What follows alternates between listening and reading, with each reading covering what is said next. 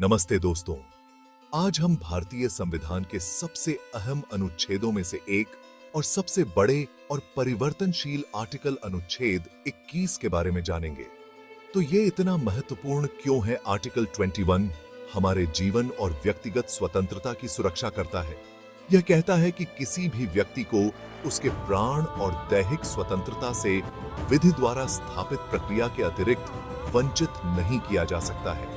ये सुनने में जितना आसान है, समझने में उतना ही गहरा भी है। पर जल्दीबाजी नहीं करते, थोड़ा इतिहास जान लेते हैं। जब संविधान सभा चल रही थी, तब हमारे देश के निर्माताओं ने अनुच्छेद 21 को शामिल करने और उसके शब्दों पर बहुत बहस की। वे ये सुनिश्चित करना चाहते थे कि भारत के हर व्यक्ति को जीवन और स्वतंत्रता का मौलिक अधिकार मिले। काफी सोच विचार के बाद उन्होंने यह वाक्य तय किया, किसी भी व्यक्ति को कानून द्वारा स्थापित प्रक्रिया के अलावा उसके जीवन या व्यक्तिगत स्वतंत्रता से वंचित नहीं किया जाएगा।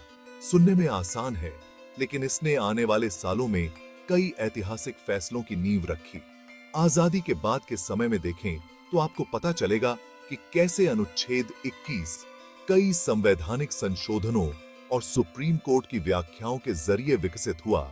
सबसे महत्वपूर्ण क्षणों में से एक 1970 के दशक के आपातकाल के दौरान आया।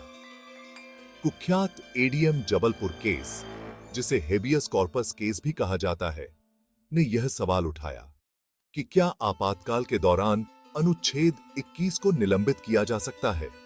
सुप्रीम कोर्ट के फैसले ने शुरू में जीवन और स्वतंत्रता के अधिकार को कम कर दिया, जिसकी व्यापक आलोचना हुई, और अंत में बाद के वर्षों में अनुच्छेद 21 की अधिक मजबूत व्याख्या हुई।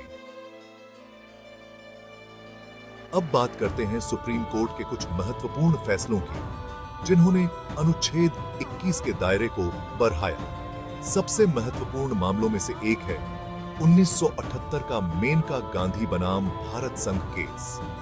सुप्रीम कोर्ट ने एक बड़ा कदम उठाते हुए फैसला दिया कि कानून द्वारा स्थापित प्रक्रिया उचित, निष्पक्ष और तर्कसंगत होनी चाहिए। इस व्याख्या ने यह सुनिश्चित किया कि अनुच्छेद 21 केवल एक प्रक्रियात्मक अधिकार नहीं है, बल्कि एक मूल अधिकार है जो व्यक्तियों को राज्य की मनमानी कार्रवाइयों से बचाता है। एक और ऐतिहासिक फैसला 1985 का ओल्गा टेलिस केस था, जहां आजीविका के अधिकार को जीवन के अधिकार का एक अनिवार्य हिस्सा माना गया।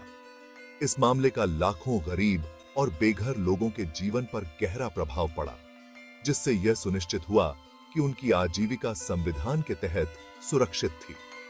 और 1997 के विशाखा गाइडलाइंस को भी नहीं भूलते, जो विशाखा बनाम राजस्थान राज्य केस से निकले। सुप्रीम कोर्ट ने महिलाओं के लिए एक सुरक्षित कार्यस्थल के महत्व को रेखांकित किया। इसे सीधे तौर पर अनुच्छेद 21 के तहत उनके जीवन और व्यक्तिगत स्वतंत्रता के अधिकार से जोड़ा। इससे कार्यस्थल पर यौन उत्पीड़न को रोकने के लिए दिशा निर्देश बनाने का रास्ता खुला, जो लैंगिक समानता की दिशा में एक महत्वपूर्ण कदम था। हाल के वर्षों में सुप्रीम कोर्ट ने अनुच्छेद 21 के दायरे का विस्तार करना जारी रखा है। 2017 में जस्टिस के एस पुट्टस्वामी बनाम भारत संघ केस में निजता के अधिकार का फैसला निजता को जीवन और व्यक्तिगत स्वतंत्रता के अधिकार का एक आंतरिक हिस्सा घोषित किया। इस ऐतिहासिक फैसले का डेटा सुरक्षा से लेकर व्यक्तिगत स्वायत्तता तक के मुद्दों पर दूरगामी प्रभाव पड़ा है। तो बस इतना ही। अनुच्छेद 21 भले ही एक साधारण प्रावधान लगता हो, लेकिन इसकी व्याख्या और प्रयोग ने भारत में व्यक्तियों के जीवन पर गहरा प्रभाव डाला है। व्यक्तिगत स्वतंत्रता की सुरक्षा से लेकर एक सम्मानजनक जीवन सुनिश्चित करने तक अनुच्छेद 21 हमारे संविधान का आधार बना हुआ है। इन मामलों को याद रखें, ये केवल ऐतिहासिक फुटनोट्स नहीं हैं, बल्कि जीवंत दस्तावेज हैं जो हमारे वर्तमान और भविष्य को आकार दे रहे हैं। सुनने के लिए शुक्रिया, और अपनी कानूनी जिज्ञासा को जीवित रखें। अगली वीडियो में मिलते हैं।